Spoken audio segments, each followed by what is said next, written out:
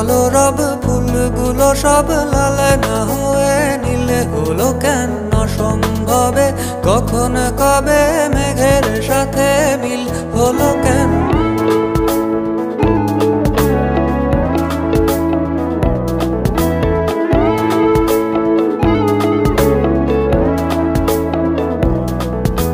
হোক অযথায় সব কথা তাল না হয়ে তিল হলো কেন? কুয়োর তলে ভীষণ জলে খাল না হয়ে ঝিল হলো কেন?